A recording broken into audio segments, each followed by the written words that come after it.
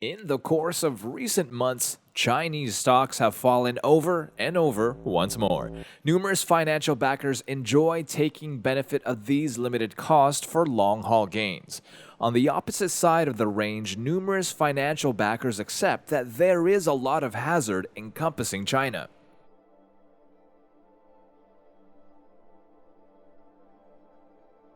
Cathie Wood is in the range as she at first sold her Chinese stocks, yet as of late repurchased in with an exceptionally interesting procedure.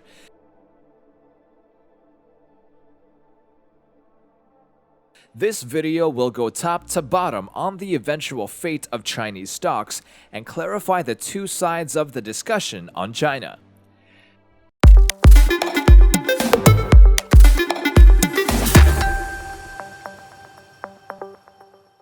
Chinese stocks have fallen by a significant sum for a valid justification.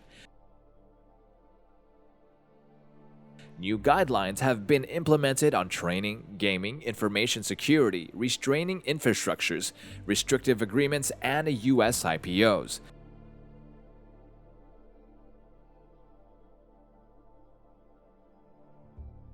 The way that all of this has occurred over only a while is startling for some financial backers.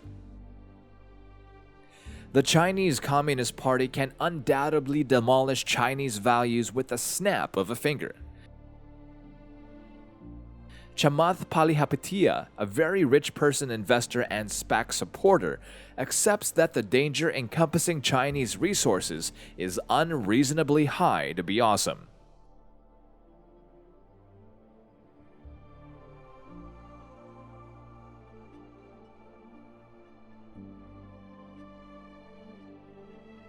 Chamath is especially worried about the variable interest element, or VI structure, that Chinese organizations use to open up to the world on the US stock trade.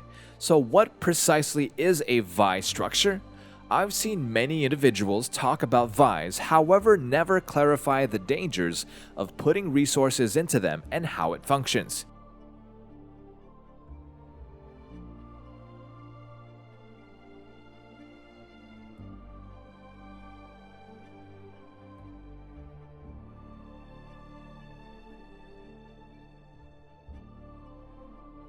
It is at present unlawful for unfamiliar financial backers to put resources into most Chinese businesses. Thus, Chinese organizations have utilized VIs as a proviso for this limitation. In the accompanying model, we will utilize Alibaba to exhibit how a VI functions. Alibaba works in an industry that is confined from having unfamiliar financial backers. At the end of the day, unfamiliar financial backers can't straightforwardly claim value in Alibaba.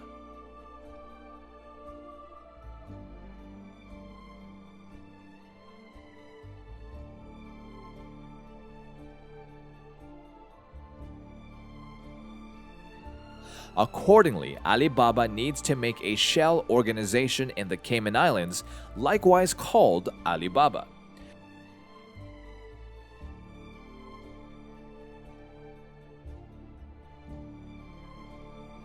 With the end goal of this model, we will call this shell organization Counterfeit Baba. Note that in reality, Counterfeit Baba is really named Alibaba.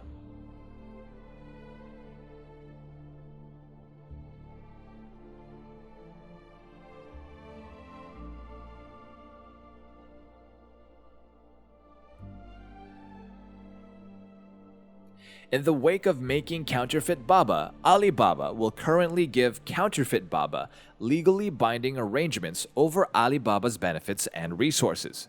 This is done through a muddled legitimate process.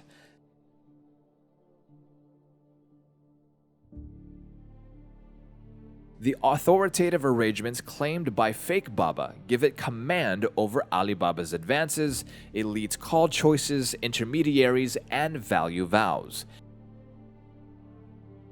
Basically, Counterfeit Baba claims contracts for Alibaba's benefits and resources, however doesn't really possess the value. Alibaba will currently take Fake Baba public on the New York Stock Exchange so US financial backers can put resources into Fake Baba.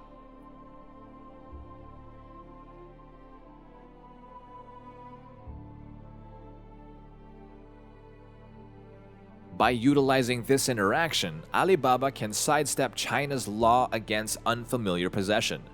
Alibaba isn't really opening up to the world on the US stock trade since Fake Baba is the one opening up to the world. On the opposite side of the exchange, US financial backers don't straightforwardly claim value in Alibaba.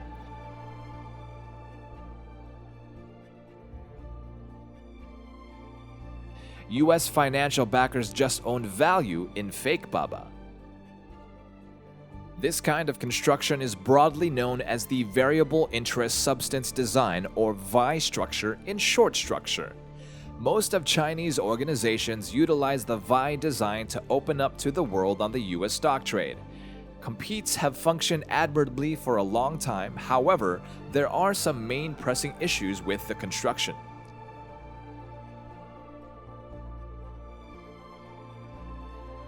As a matter of first importance, the VI structure is actually unlawful, as it is only an escape clause so unfamiliar financial backers can possess value in China. Thus, China might announce that VIs are illicit whenever. Chamath accepts that putting resources into China is a danger not worth taking in view of the VI structure. On the opposite side of the range, numerous financial backers accept that the possible returns in Chinese stocks offset the dangers. What's intriguing to see is that many worth and development financial backers see potential in China. Cathie Wood, the CEO and CIO of ARK Invest as of late, re-emerged her Chinese situation subsequent to selling them a couple of months prior. This was stunning for some financial backers who have been following Cathie, particularly on the grounds that Cathie recently said that China's new guidelines were obliterating free enterprise motivations. All things considered, she is currently moving toward the circumstance in an extremely extraordinary manner. Rather than putting resources into all Chinese stocks that have problematic potential, she is currently putting resources into Chinese organizations that have government support.